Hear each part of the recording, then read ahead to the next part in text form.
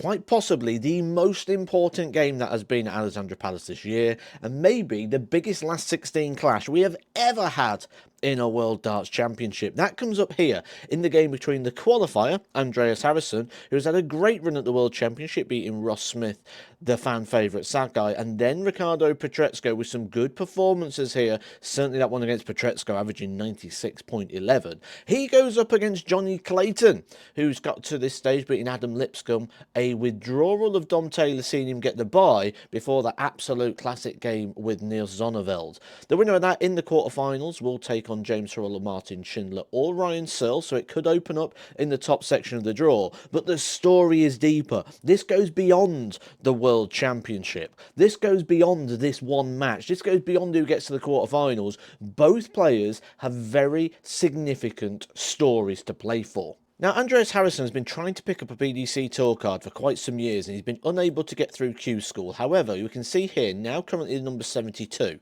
Now, how this works, if Andreas Harrison does not pick up a position in the top 64, the money he's earned this year just disappears. It goes. And you go to Q School, you start again at 0.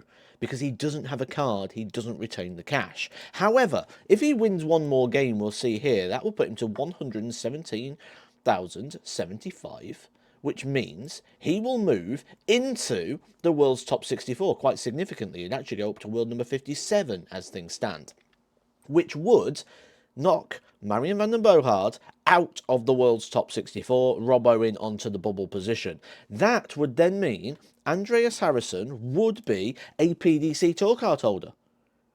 Technically for 2 years. You get a 1-year card by being in the top 64. Everyone gets extended by 1 year. However, he'd have nothing to defend next year, so all that would go on top. And then the year after, he still wouldn't be defending until the World Championship. So he'd have 2 years on tour with the money he's won. We've seen this before. The likes of Christoph Ratajski, Connor Scott a couple of years ago as well, getting their tour card via this route and this system. So it's significant, not just for Andreas Harrison, but for Marion van den Bogaard, but also on the other side of things, for Johnny Clayton, this is very significant as well. Take a look at this ranking. This is your live in-play ranking as far as things go in the world's top 16. And what you'll see here, Stephen Bunting went out. He is gone. He's out of the tournament.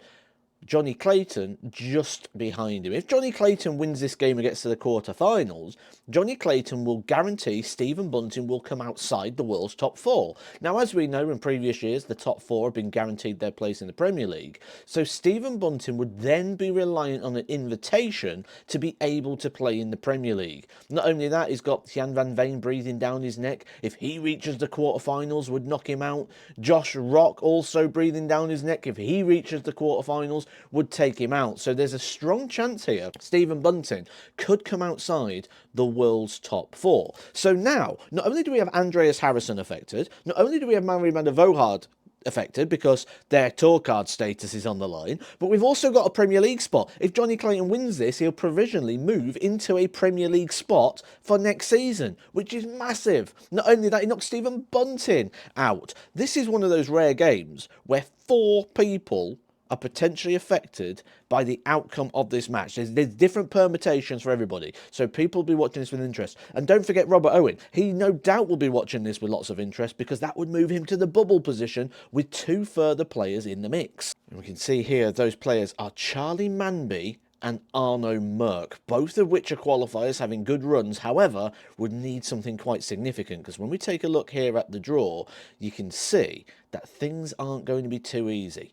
Charlie Manby first goes up against Ricky Evans, who's had a good run, taking out James Wade and Manlock Long. But Charlie Manby's shown some good signs, hasn't he, in his victory over Cameron Menzies and Adam Savada Unana. Probably needs a little bit more, though, if he's going to get through this, because Jan van Veen, the man who could potentially stop the Lukes, he's done it throughout this year. If it's not going to be Luke Littler or Luke Humphries winning the World Championship, you'd go with Jan van Veen to do so. So he's going to be a trophy customer in that section. Arno Merck has got to go up against the legends of the sport. He's got to go up against Michael van Gerwen first, and then either Gary Anderson, who I did beat with the 170 finish, or one of the most informed players at the moment, Jermaine Watermanis. So the likelihood is They're both not going to get through, so Rob Owen could be saved. We've also got the Dom Taylor factor. Does Dom Taylor not get his prize money? If that doesn't happen, then Marion Van Bergohard goes back in again. Things are getting messy. Things are getting exciting at the World Darts Championship. Hit that subscribe if you want to be talked through everything you need to know. But Johnny Clayton versus Andreas Harrison is an almighty clash with lots of permutations. You want to know them all? Just subscribe here. I'll let you know everything you need to know.